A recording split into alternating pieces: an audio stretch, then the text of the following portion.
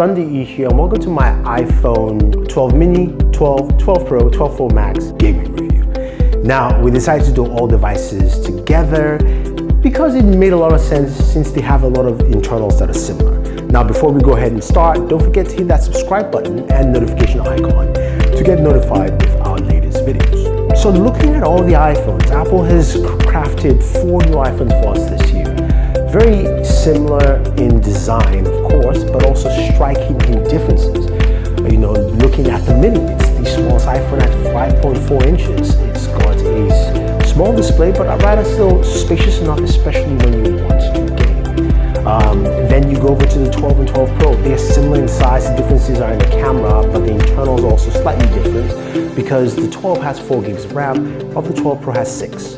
Now you move over to 12 Pro Max, which is 6.7 inches, a behemoth of a device.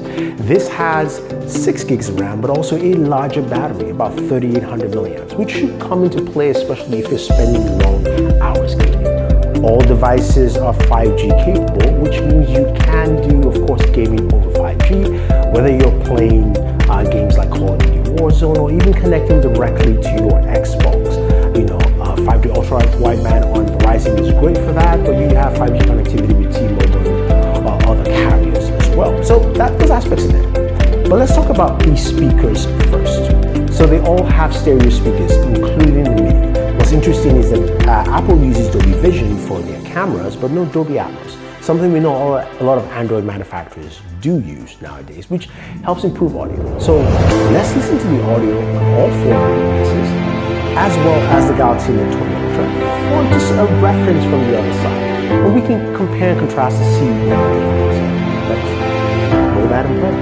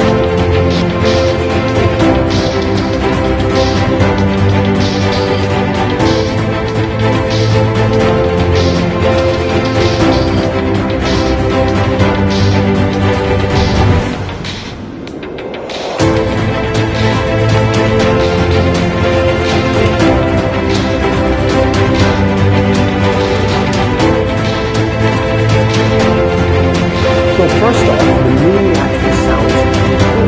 Small, it's a form factor, but still really good speakers.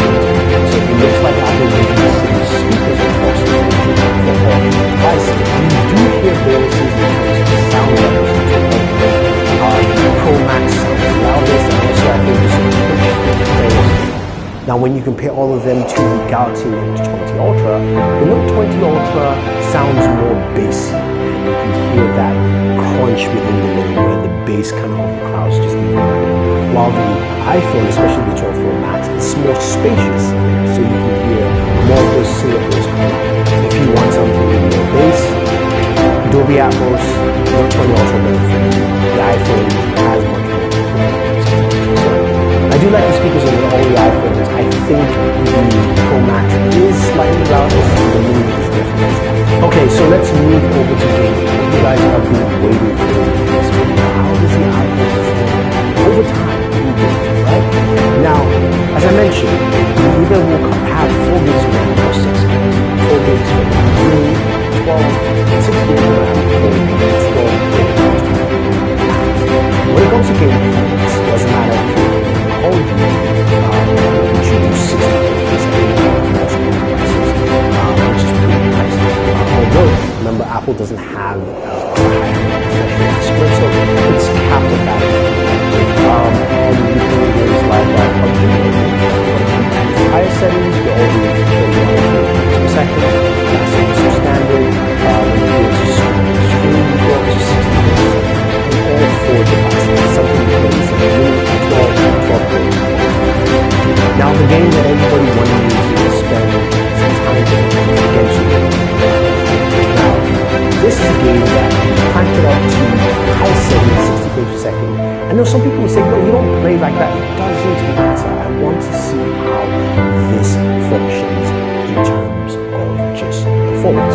Now, in our initial gameplay with the 12 Pro Max, it didn't do so well. We had the update to iOS 14.2 on all the devices, and we played all of them. The Pro, the Mini, Pro Max, and of course, the 12. And we got the same results. Same frame rates, high, solid, across the board for each of these devices, which was good to see. So it shows that the performance of the iPhone is pretty solid across the board, depending on what you play. Now, there were some noticeable dips while playing, and you will not see that reflected in the frame rate you see on the screen. When you play over a longer period of time, you tend to see those dips. That's something that a lot of people will tell you or show you. It's because you get that downclocking for one clear reason.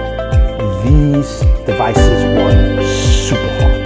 They run really hot, get up to like 107 degrees, sometimes 110, or even slightly more with the iPhone 12 Pro Max, 12, the Mini, all of them run really hot. And they run hot really quick. So in terms of temperatures, I got to those temperatures really quick and roughly around with Genshin Impact and roughly around 10 to 15. Very fast, very quick, sometimes even quicker than that. So that's something to bear in mind when you're playing over long periods of time with highly graphically intensive games on the iPhone 12 series. Now, which is the best for you to game? Honestly, it's really simple. It's the 12 Pro Max for a couple of reasons. The Pro Max has a bigger display, so in terms of your buttons, you've got more space for button layouts, which the Mini does not provide. You also have a bigger battery on the 12 Pro Max as well, and that battery will carry you longer indoor gaming sessions, so that's also good to see. And the speakers are slightly better, as we saw. Now, going to the Mini is no slouch. It does pretty well, but I've noticed in my gameplay sessions, battery runs out much faster than any of the other devices. That's just something happens, and again, it's indicative of the battery size you find in there, and that's what you're going to get. So if you want to game for a long period of time, the Mini is not the device for you. Now, the 12 and 12 Pro are similar in terms of gaming performance, even though one has 4 gigs with the 12 and the 12 Pro has 6 gigabytes. You're getting about the same gameplay performance. It's also the same battery drain as well. So I think when you look at the iPhone line, there's something for everyone in terms of size. If you're a gamer and you want to spend a lot of time mobile gaming, the Pro Max is where you want to be. Battery life is there for you on a longer period of time. The screen real estate is much larger for you, and you've got slightly better speakers. What I want to know from you guys is, which device do you have within the iPhone 12 line, and what do you think about them, especially when you're gaming, right? Let me know your thoughts. Leave them down. Now, guys, if you have any questions or any comments, let me know.